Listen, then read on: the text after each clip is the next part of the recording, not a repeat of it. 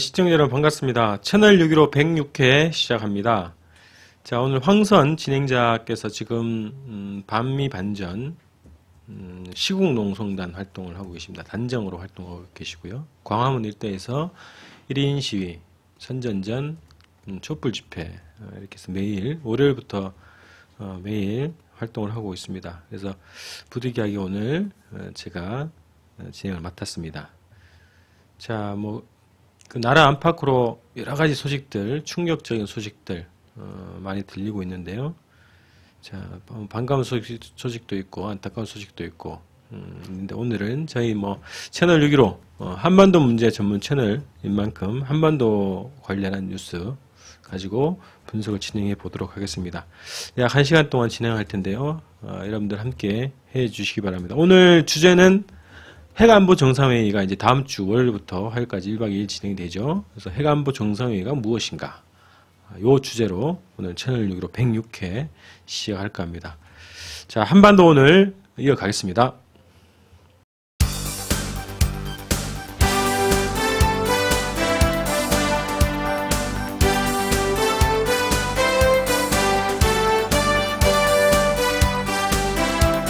네, 오늘도 변함없이 동북아의 문 문경환 대표님 모셨습니다. 안녕하십니까? 네. 자, 오늘 주제는 핵안보 정상회의예요. 다음 주 이제 월화 이틀 동안 코엑스에서 시작되죠. 여기는 국제회의가 주로 열리는 장소입니다. 작년에 G20, 작년 맞죠? G20 네. 행사가 또 거기서 열렸고요. 이번에 핵안보 정상회의가 열리는데, 자, 요거에 대해서 오늘 집중 분석해 보도록 하겠습니다. 자, 어제 제가 이제 특집 방송으로 좀 보내드리긴 했는데, 북쪽에서 이 회의에 관련해서 또 성명을 냈죠. 북핵 관련 성명이 채택되면 선전포고를 간주하겠다 이렇게 경고를 했습니다. 자, 그래서 오늘 이제 핵안보 정상회의가 무엇이고 왜 문제가 되는지 한번 살펴보도록 하겠습니다. 일단 우선 핵안보 정상회의가 무엇인가 좀 설명해 주시죠. 예, 핵안보 정상회의는 지금 미국의 대통령인 오바마 대통령이 제안을 해서 시작된 회의입니다. 그 핵과 관련된 그 조약이 원래 NPT라는 조약이 있습니다. 핵 확산 금지 조약이라고 번역을 하는데요. NPT가 있는데 이 NPT를 통해서 핵 통제가 제대로 이루어지지 않는다라고 판단을 하고 이 오바마 대통령이 상원 의원 시절부터 이 문제에 좀 관심을 많이 갖고 그래서 선거 공약이기도 했습니다. 그래서 당선되자 곧바로 이 제안을 했고 2009년에 제안을 해서 2010년 4월 13일에 워싱턴에서 첫 회의가 열린 그런 회의고요. 기본은 핵 안보 문제, 그러니까 핵 안보 문제라고 하면 핵 위협, 핵 테러, 이런 걸 이제 방지하자, 이런 목적으로 열리고 있는 회의입니다. 이 회의체가 작년에 첫 회가 열렸죠, 미국에서? 재작년이죠, 2010년이니까. 그런가, 2년 주기인가요? 정확한 주기를 결정하고 시작한 것 같지는 않습니다. 그래요. 근데 이 회의가 가지고 있는 성격이 국제적 어떤 조약에 의한 것인지 아니면 임의로 만든 회의체인지 어떤가요? 임의로 만든 회의체라고 보는 게 맞죠. 왜냐하면 이것과 관련된 어떤 조약이 있지는 않습니다. 조약이 있는 것도 아니고 어떤 기구가 있는 것도 아니고요. 유엔에서 무슨 결의안을 냈다거나 유엔 총회에서 채택이 돼가지고 하는 회의도 아니고, 그러니까 전적으로 미국 대통령이 핵 안보를 위해서 정상회의 한번 합시다라고 하니까 그냥 많은 나라들이 한 50여 개국 나라들이 그냥 우르르 모인 그런 임의 성격의 회의라고 볼 수 있습니다. 그래요. 자, 기존의 핵 확산 금지 조약을 대체 혹은 보완하기 위한 그런 회의다 이렇게 말씀해 주셨는데 핵 확산 금지 조약 NPT죠? 네. 이게 어떤 문제가 있어서 이제 보완하려고 하는 건가요? 예, 핵 확산 금지 조약이 처음에 시작된 게 1970년입니다. 이 조약을 조약에 이제 비준서 기탁을 이제 각국 참가국들이 해야 되는데 가장 핵무기를 많이 가진 나라들이 미국과 소련이죠. 그때 당시에 이제 구소련, 지금 러시아고요. 그래서 미국과 소련이 이 문제를 이제 합의를 하면서 이게 그 조약이 실현이 됐고, 이 조약의 기본 내용은 뭐냐면은 핵을 보유하지 않는 나라가 새로 핵무기를 갖는 것, 이걸 금지하고, 그 다음에 핵 보유국이 핵무기 비보유국에 핵무기를 제공하는 것을 금지하는 그런 내용으로 되어 있습니다. 그래서 지금 한 190여 개국의 이 나라들이 이 조약에 가입을 한 상태고요.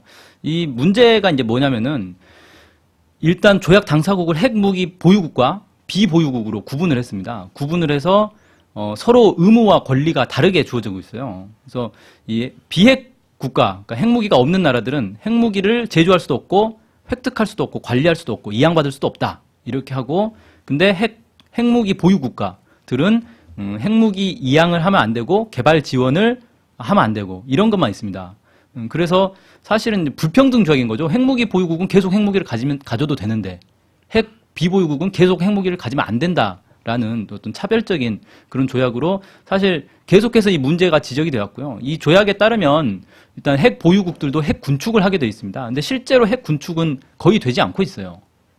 예를 들어서 가장 이제 대표적인 핵 군축 협상이 미국과 그 구소련 사이에 있었던 그 스타트라고 해가지고 핵 군축 협상을 했는데 거의 대부분 그 구소련에 있는 핵무기, 그다음 핵 미사일만 폐기가 됐지 미국의 핵무기는 거의 폐기가 되지 않고 오히려 더 늘어나고 있는 그런 추세입니다. 그래서 원래 그 소련 핵무기가 미국보다 훨씬 많았거든요. 상당히 많았는데 그 숫자가 계속 감축이 돼가지고 지금은 그 러시아와 미국이 가진 핵무기 숫자가 거의 비슷비슷해졌습니다. 그러니까 이 감축도 결국은 미국의 뜻에 따라서 미국을 위협하는 러시아의 핵무기를 줄이는 데만 초점을 맞추고 있지 미국의 핵무기를 줄이는 데는 초점이 맞춰지지 않고 그러다 보니까 이제 NPT 총회가 열릴 때마다 비핵 보유국들의 이 반발이 상당히 거셌습니다. 그러니까 왜 우리는 핵무기를 계속 못 갖게 하면서 너네들의 의무사항인 핵 군축은 잘 안 하느냐 이런 이제 성토가 열리는 그런 자리였고 그래서 상당히 위태위태한 상황이었죠. 거기다가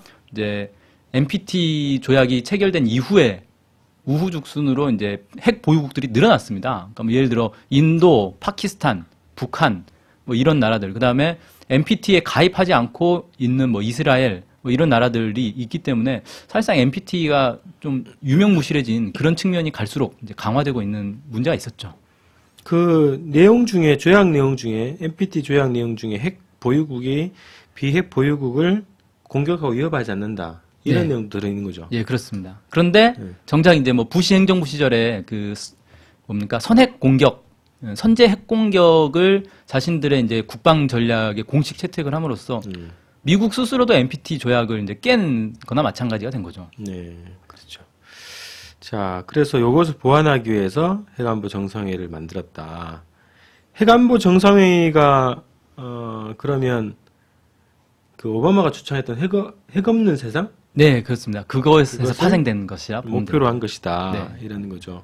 자, 그러면 이제 핵안보 정상회의가 그동안 이제 뭐 한 차례밖에 안 열렸는데 네. 이 회의가 이제 내일 다음 주에 열리게 되는데 뭐 성과가 있었나요? 1차 회의 때? 사실 뭐 2년 사이에 어떤 성과를 내기는 쉽지는 않은 문제였을 것 같고요. 1차 회의 때 나왔던 그 합의 내용이 이런 겁니다. 핵테러 위협의 심각성, 그다음에 핵테러 예방의 중요성에 대해서 인식을 같이 하고 공동 방안을 마련하기로 하였다. 마련한 건 아니죠. 마련하기로 한 거고. 그다음에 핵물질 방호 및 불법 거래 방지에 관한 국가적 책임의 중요성을 재확인하였다. 관련 법령 및 정책 마련을 위한 핵물질 및 핵시설 관리 강화를 합의했고요. 핵테러 위협에 대한 국제협력의 필요성을 강조했다. 뭐 이런 거니까, 그러니까 쉽게 말해서 핵 위협에 대해서 이걸 막아야 된다라는 인식을 공유한 정도지 구체적으로 뭘 하자, 구체적인 조치가 나온 건 거의 없었다라고 볼 수 있고요. 그래서 이걸 이제 계속 논의하자라고 해서 2년간 뭐 여러 이제 논의들은 있었을 것 같은데 뭐 아마 이제 이번에 2차 회의에서 뚜껑을 열어보면 얼마나 성과가 있었는지는 나오겠지만 실제로 눈에 띄는 성과는 아직 없다고 볼 수 있습니다.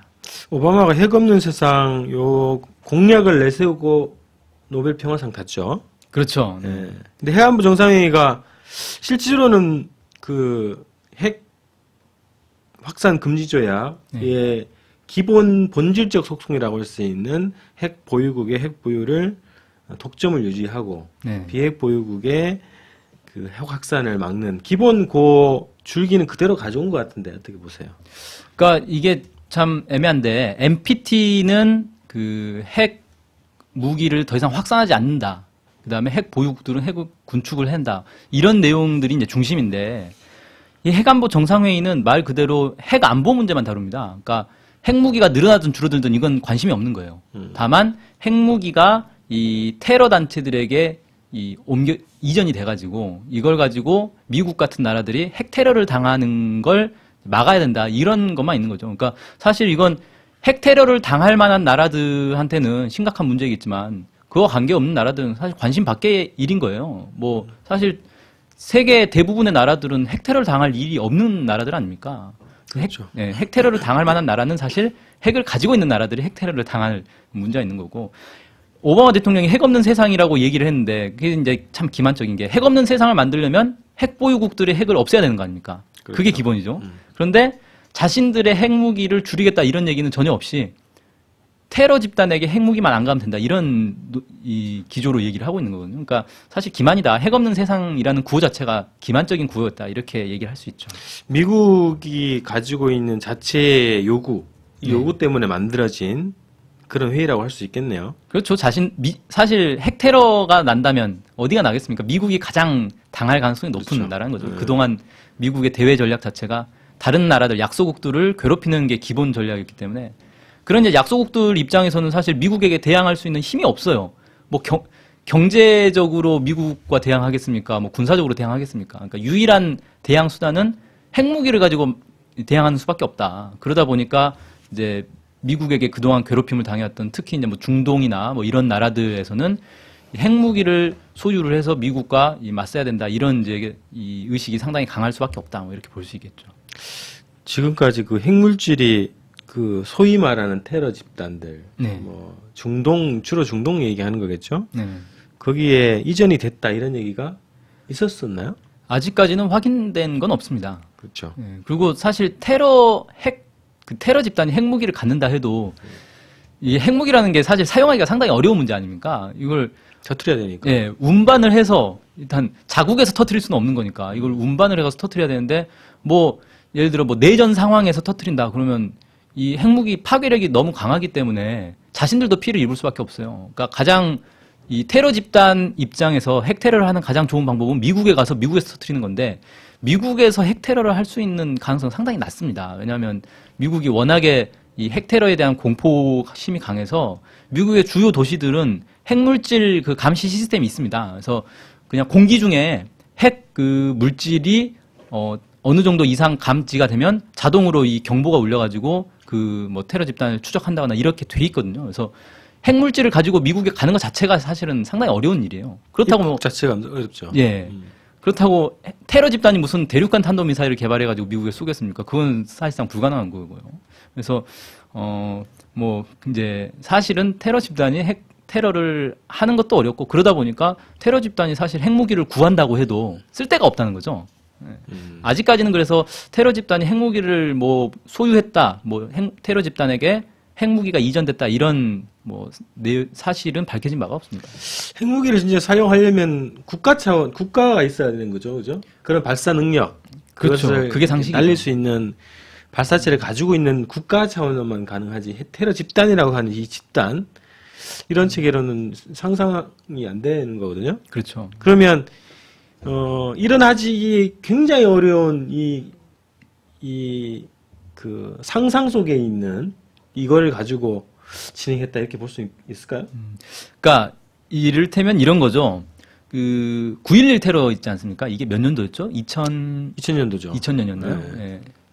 9.11 테러로 인해서 미국의 이 미국 국민들의 안보관, 그리고 정치인들의 안보관 이런 게 상당히 많이 바뀌지 않았습니까? 그래서 미국도 테러로부터 안전하지 않다. 이런 이제 인식이 딱 그 갖춰졌고, 그러다 보니까 테러를 그냥 비행기가 빌딩에 갖다 박는 이런 테러도 위험하지만 그것보다 더 심각한 건 핵무기가 날아왔을 때 어떻게 할 것이냐.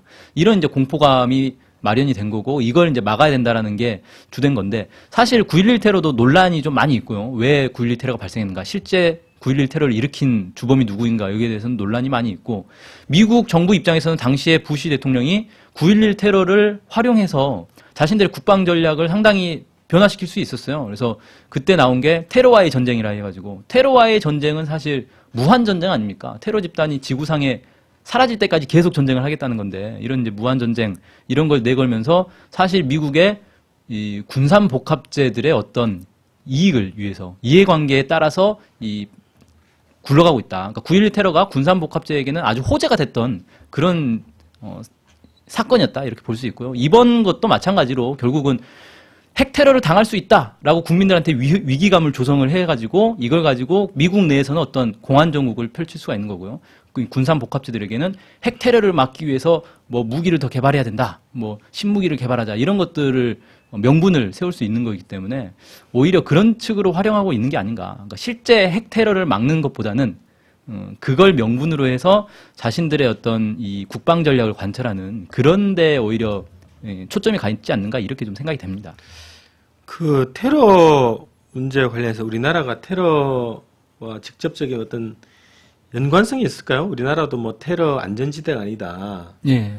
이런 얘기들이 가끔 나오긴 했는데 예. 실제 이제 핵안보정상회의에서 추구하는 뭐 테러 집단으로서 핵 이전 이 상황하고 한국적인 상황하고 이게 어떤 연관성이 있을까요? 그런 개연성이 있을까요? 한국도 한국의 테러 위기가 조성된 게 이제 본격적으로 조성된 게 이라크전에 파병할 때부터 조성이 됐죠. 그래서 그때부터 이 한국도 테러의 대상국이 됐다. 그러면서 뭐 지하철에 있는 쓰레기통도 전부 투명한 쓰레기통으로 바꾸지 않았습니까? 비닐로 바꿨죠. 예, 한동안 쓰레기통 자체를 아예 없애버렸다가 뭐 그러고 뭐 이런 이제 상황이 됐는데 사실 한국이 테러를 당한 적이 한 번도 없어요 지금까지. 국제 테러 조직으로부터 테러를 당한 적이 한 번도 없었는데 느닷없이 이라크 파병을 하는 바람에 중동 지역의 이 아랍권의 어떤 이 적대 국가가 돼버렸고 그로 인해서 테러 위험이 높아졌다 이렇게 얘기하는데 그럼에도 불구하고 아직까지는 테러를 당한 적이 없고요. 근데 테러 위험은 물론 있다고 생각합니다. 왜냐하면은 미국의 어떤 이 대외 전략에 추종을 해서 대외 전략을 추종을 해서 계속 이라크, 아프간 이런 데 파병을 하고 있고 이런 것들이 계속 지속되다 보면 실제 이라크나 아프간에 파병된 부대들은 공격을 가끔씩 당하지 않습니까? 근데 이런 것들이 이제 누적이 되면 한국 본토에 대한 테러도 가능성은 앞으로 있을 수 있다. 이렇게 생각되는데 전 테러라는 게 어떻게 생각하냐면 테러를 당할 일을 안 하면 된다. 예. 테러를 막기 위해서 온갖 예산을 투입하는 것보다 더 손쉬운 방법은 테러를 당할 일을 안 하면 됩니다. 괜히 억울한 사람을 안 만들면 되는 거예요. 약소국을 압박한다거나 공격한다거나 그런 이제 강대국들을 추정해가지고 따라다니면서 무슨 이 앞잡이 노릇을 한다거나 이런 것만 안 한다면 사실 한국이 왜 테러를 당하겠습니까? 테러 당할 일이 없는 거죠. 자, 미국이 일으킨 전쟁, 중동에서의 전쟁에 대부분 다 파병을 했어요, 우리나라가. 그렇죠. 그리고 끝까지 남아 있고, 네. 그죠? 철저하게 이 복무를 해왔는데, 그래서 오히려 미국이 가지고 있는 위기가 한국까지 전가가 됐다. 그래서 테러 위험에 우리도 노출되는 상태로 갈 수밖에 없었다. 이런 얘기가 나오긴 했었는데요. 어쨌든 근데 이번에 이제 한국이 이 회의를 유치를 했어요. 네. 오바마가 선물로 준 것 같기도 하고 그런데 예. 왜 어떻게 이제 이거를 유치하게 됐는가? 예. 예, 그때 이제 1차 회의를 했던 2010년 4월 달에 회의를 하고 나서 한국에서 2차 회의를 하자라고 결정이 됐죠. 그래서 2010년에 올해 이제 3월 26일 날 회의를 개최하기로 했는데 논란은 많이 있었습니다. 하고만은 거기에 이제 50개국인데 50개국이 다들 이제 대부분 선진국, 유럽의 선진국들, 뭐 강대국들 이런 나라들이 대부분이었거든요.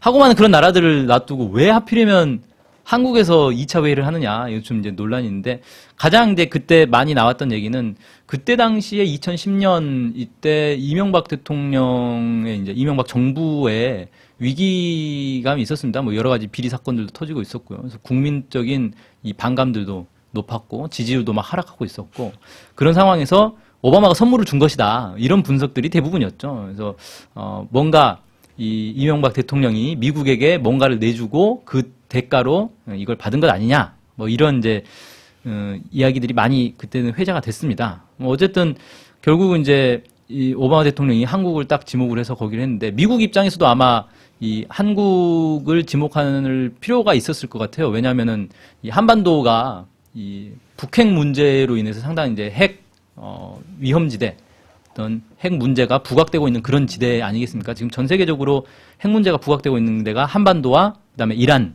현재 뭐 이 두 곳에서 이 핵 문제가 부각이 되고 있기 때문에 이걸 이제 노려서 북한에 대한 압박 차원에서 한국을 지목한 게 아니겠는가? 뭐 이렇게 좀 생각이 됩니다. 예. 이 회의를 인기가 떨어질 것 같아요. 정부가, 예, 이명박 정부가요. 아니. 세계적으로 세계적으로. 이 회의를 유치를 하고자 하는 나라가 별로 없을 것 같다는 거죠.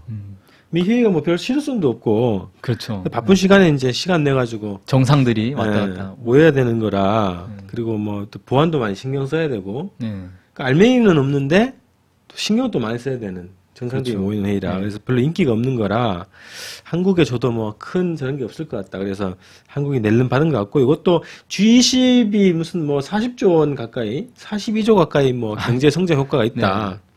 이랬던 것처럼 그런 식으로 이명박 정부에 치적화하려고 했던 거 아니냐 이런 거죠. 그렇죠. 예. 40조 어디 갔나요, 근데? 글쎄요 어디로 갔는지 네, 우리 손에 안 잡히네요. 이게. 네. 자 그다음에 올해 그 2차 회의인데 이 2차 회의의 회담 주요 의제가 뭔가요? 예, 일단 주요 의제는 1차 회의 때 나왔던 얘기들이 얼마나 진척이 됐는지, 그러니까 뭐 아까 이제 쭉 설명드렸던 1차 회의에서 합의된 내용들이 얼마나 진척이 됐는지를 점검하는 게 이제 기본이 되겠고요.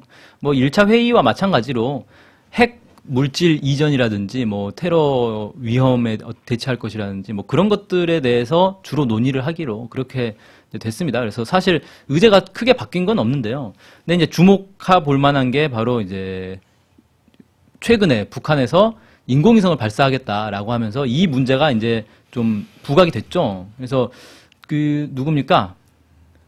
반기문? 네, 반기문. 네. 네, 반기문이 이 반기문 유엔 사무총장이죠. 반기문 유엔 사무총장이 이번 회의에서 핵안보 정상회의에서 북한의 이제 핵 문제, 인공위성이라고 표현을 안 합니다. 미사일이라고 하죠. 미사일 발사 문제를 다루겠다 이렇게 해가지고 좀 이제 논란이 됐죠. 곧바로 이제 중국 같은 경우는 이건 의제가 아니다. 예, 북한의 광명성 3호 발사는 이 핵안보 정상회의 의제에 속하지 않는다라고 공식 입장을 밝혔어요. 네. 그래서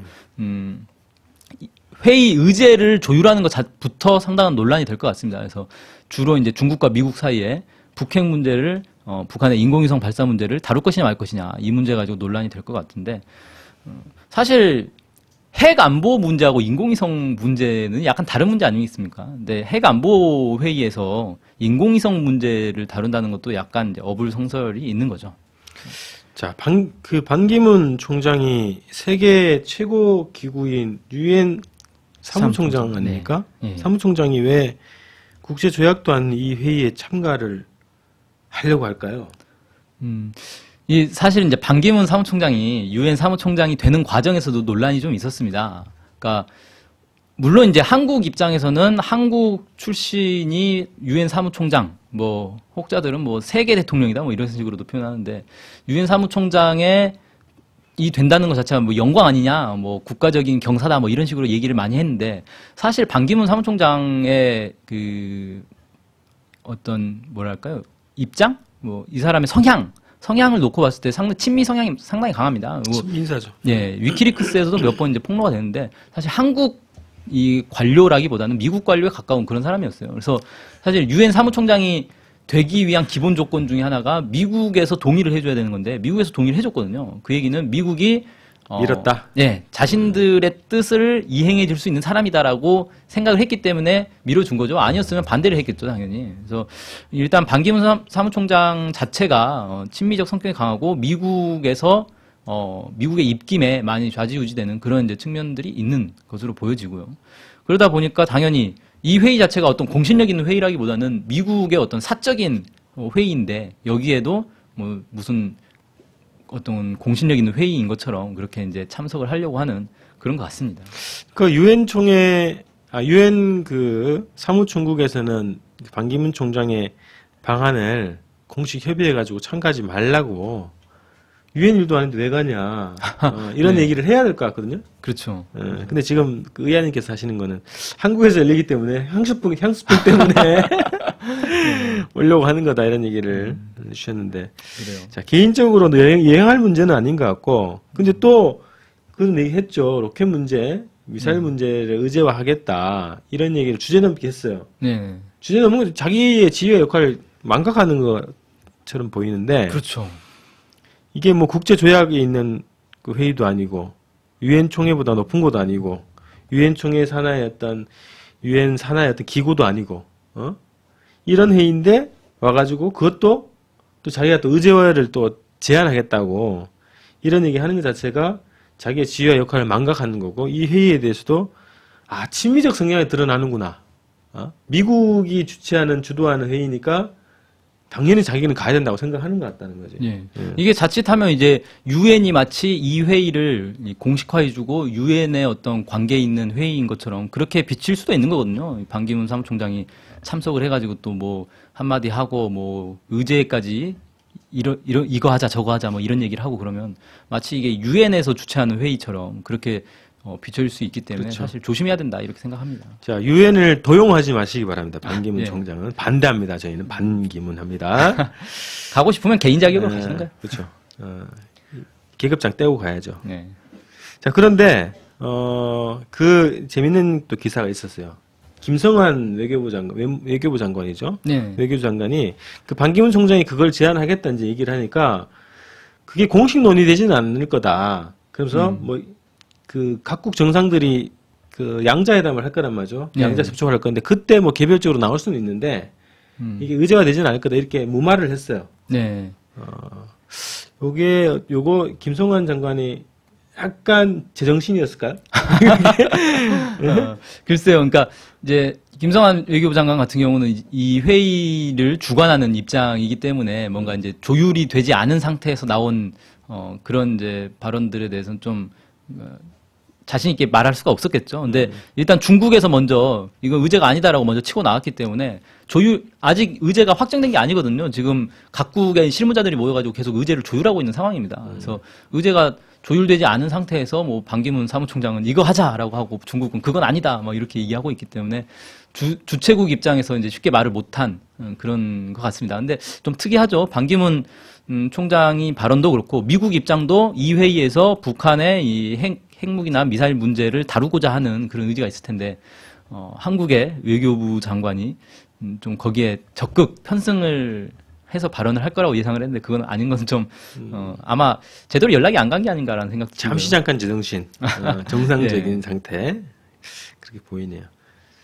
자, 그러니까 이 회담 의제가 이제 정확히 정해지지 않았는데 이 회의 자체에 어떤 문제점들이 있는지 좀 정리해 주시죠. 예, 이제 가장 큰 문제는 NPT를 대체할 수 있는 어떤 회의로서 이런 회의를 구상을 했지만 여전히 가장 중요한 문제가 풀리지 않는다는 겁니다. 뭐냐면은 오바마 대통령이 얘기했듯이 핵 없는 세상을 만들려면 핵 보유국들의 핵 군축이 가장 중요한 거거든요. 그러니까 핵 문제의 가장 큰 이 주범이 누굽니까? 핵 보유국이죠. 핵 보유국이고 그 중에서도 핵무기를 가장 많이 가지고 있는 미국과 러시아 이 나라들이 사실 핵 문제의 주범들입니다. 그런데 핵무기 몇 개 가지고 있지도 않는 나라들, 그 다음에 아예 핵무기가 없는 나라들, 그리고 핵무기가 아직 보유한 것으로 확인도 되지 않은 뭐 테러 집단들 이런 나라들이 무슨 주범인 것처럼 이렇게 지금 되고 있는 게 문제다. 그러니까 쉽게 말해서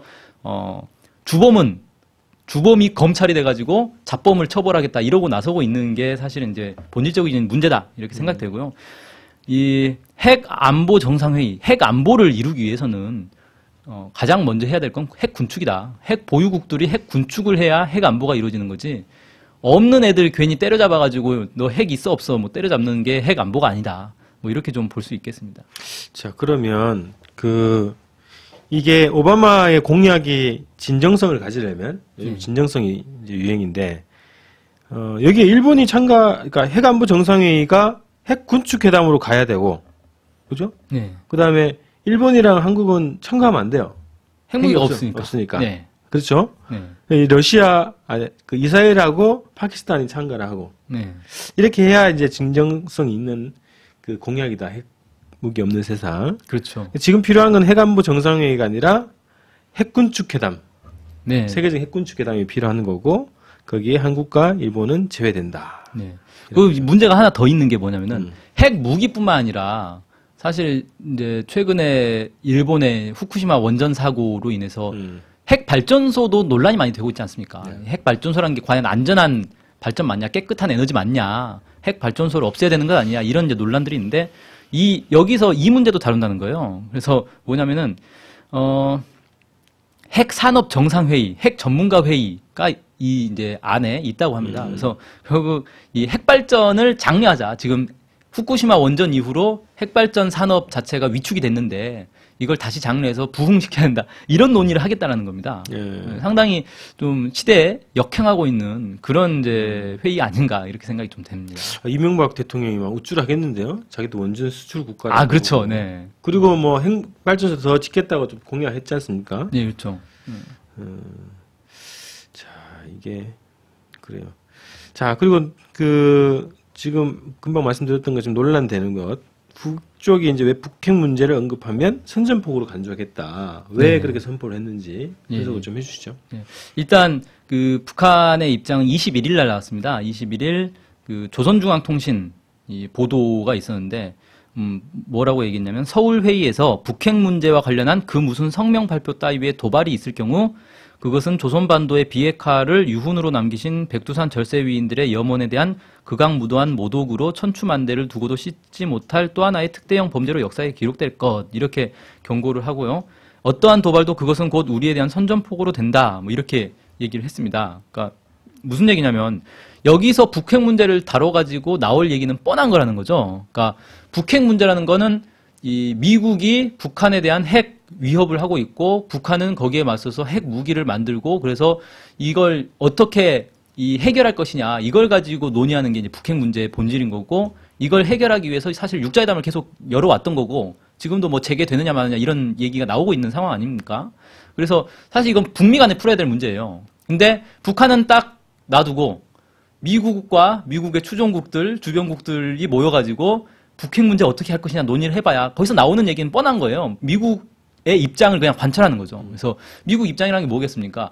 북한이 핵무기를 가지고 있음으로 인해서 한반도에 핵 위기가 있으니까 북한이 핵무기를 폐기해야 된다. 일방적인 주장이 나오겠죠. 그러니까 이건 불보듯 뻔한 거고 북한이 자신들이 참가해서 함께 논의하지 않은 자신들에게 일방적으로 불리한 그런 결과가 나오는 것은 받아들일 수 없다. 이건 예, 자신들에 대한 선전포고나 마찬가지다. 이렇게 이제 인식을 하는 것이다. 뭐 이렇게 볼 수가 있겠습니다.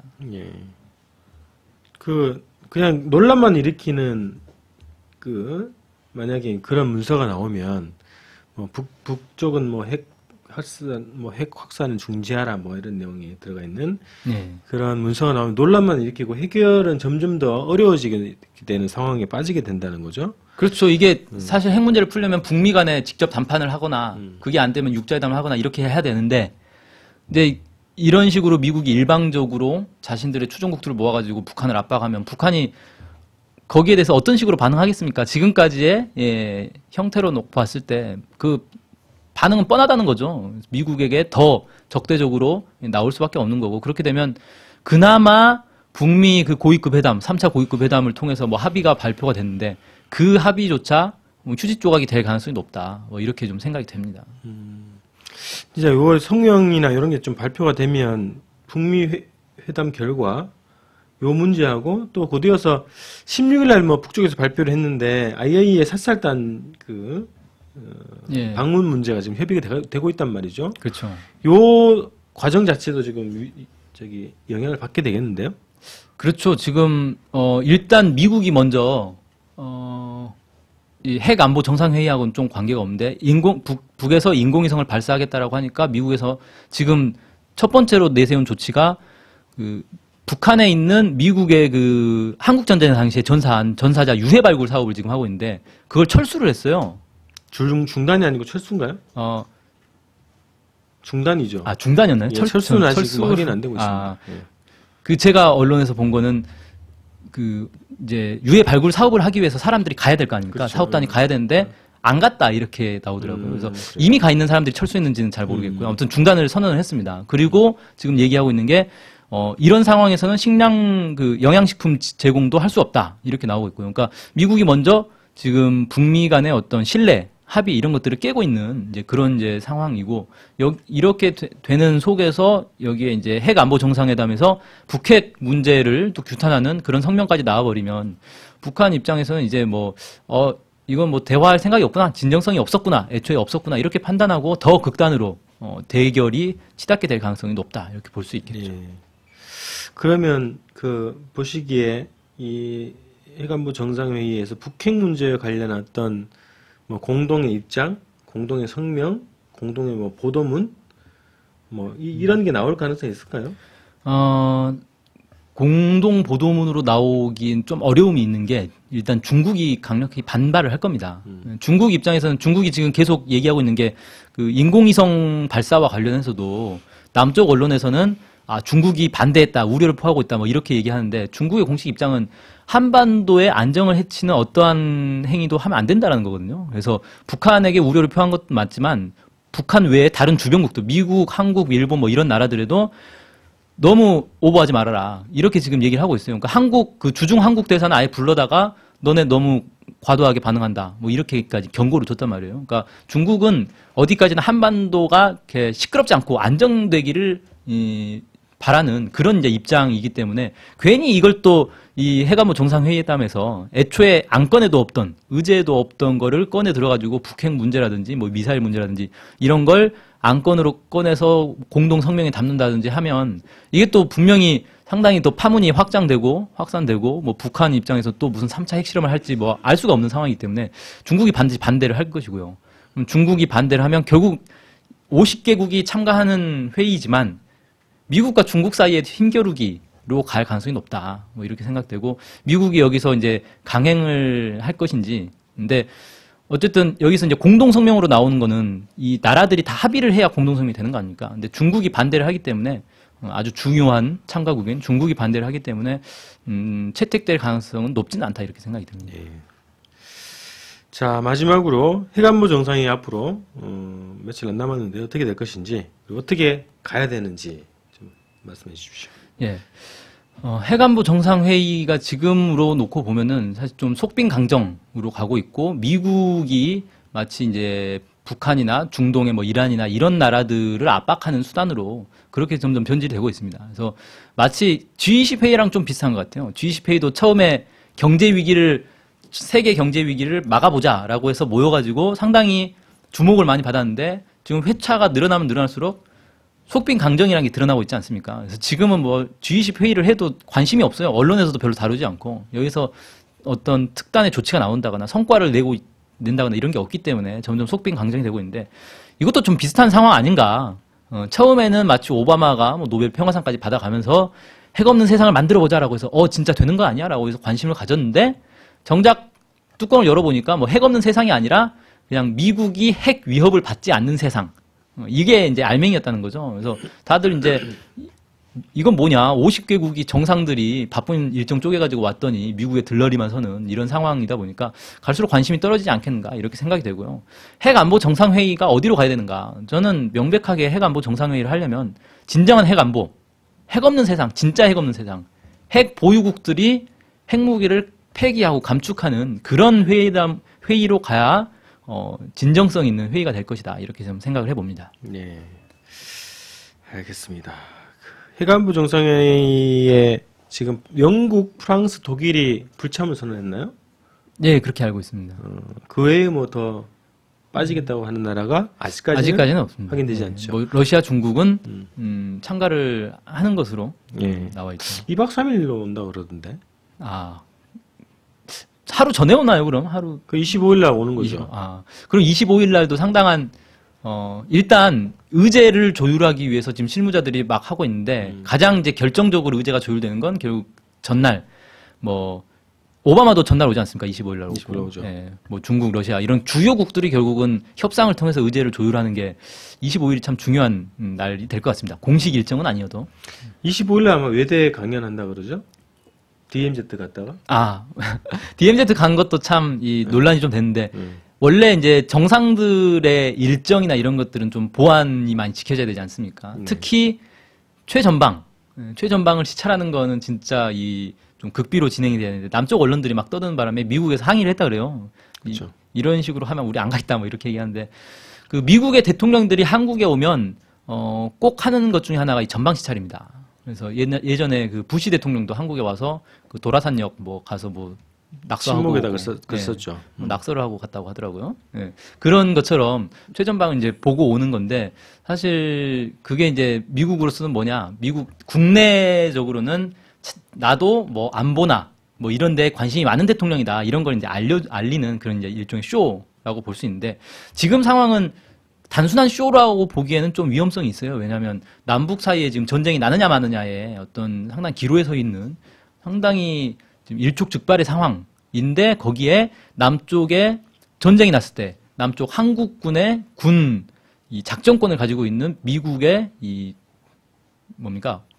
군 통수권자가 와서 직접 전방을 시찰한다는 거는 마치 이제 한국 전쟁 전야에 미국의 이제 고위 관료들이 와가지고 38선 부근을 쭉 시찰하면서 이 전쟁이 전쟁 나도 되겠는지 이런 것들을 시찰하고 가는 전쟁 날 것 같은지 시찰하고 가는 그런 거랑 좀 비슷한 상황이다. 상당히 좀 이 위기를 고조시키는 그런 이제 일정으로 좀 보여집니다. 그게 이제 전방 DMZ 방문하는 게 정말 최종 전쟁을 결심하기 위한 마지막 행보인지 네. 아니면 쇼인지 네. 두 가지 양면의 성격이 있겠습니다만은 어쨌든 지금 이 한반도 상황에서는 굉장히 위험한 행보다 이렇게 그렇죠. 볼 수 있겠네요. 그 26일이라는 날짜가 사실은 상당히 희한한 날짜가 됐는데 그렇죠. 지금 일단 26일이 천안함 그 2주기가 되는 날 아닙니까? 그렇죠. 그래서 국방부에서는 이 천안함 2주기에 맞춰가지고 천안함 폭침 응징의 날이라는 걸 지정을 해가지고 26일 날 대대적인 안보 교육에 무슨 장병들 정신교육, 결의대회도 하고, 네. 그다음에 서해 최전방에서 군사훈련도 하고, 그러니까 상당히 위기가 최고조에 달하는 그런 시기가 됐어요. 거기에 이제 남쪽에서 핵 안보 정상회의도 하는 그런 거에다가 북한도 이날 뭔가 중요한 일정이 있는 걸로 그렇게 알려지고 있습니다.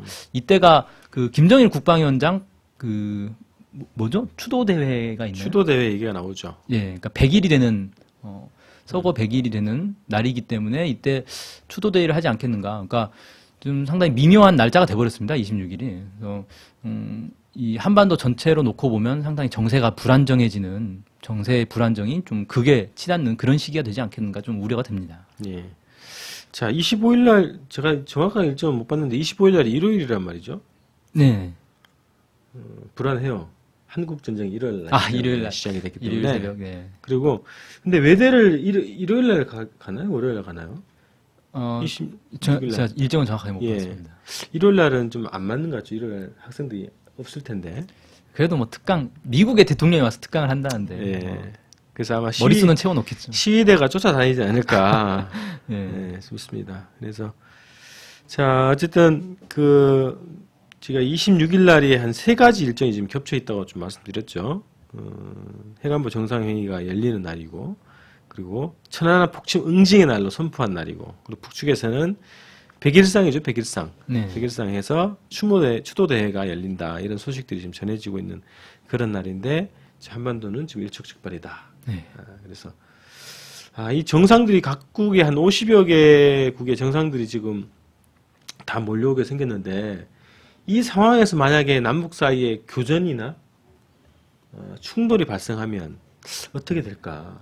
그런 전례가 저는 잘 기억이 안 나는데 없었던 것 같거든요. 이건 곧바로 엄청난 인류 역사에 있어 본 적이 없는 그런 사건이 되지 않을까 생각이 되고요. 자칫 잘못해서 이 교전이 발생했다가 곧바로 전면전으로 확대되면 폭탄이 정상회의하는 곳은 피해서 날아가겠습니까? 곳곳에 떨어지겠죠. 그렇죠. 그럼 곧바로 세계대전으로 가는 거 아닌가. 네.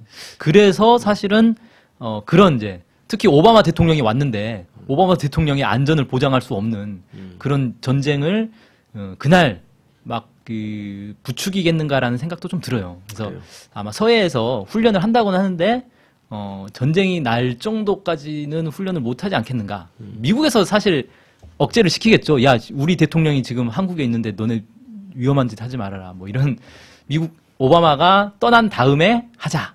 이런 얘기는 주고받고 있지 않을까 이런 생각도 듭니다. 일단 조절은 될 것 같네요. 느낌상. 네. 자, 이상으로 오늘 해관부 정상회의가 어떤 것이고 전망에 대해서 한번 분석을 해봤습니다. 동북아의 문 문경환 대표님 수고하셨습니다. 네, 감사합니다. 예.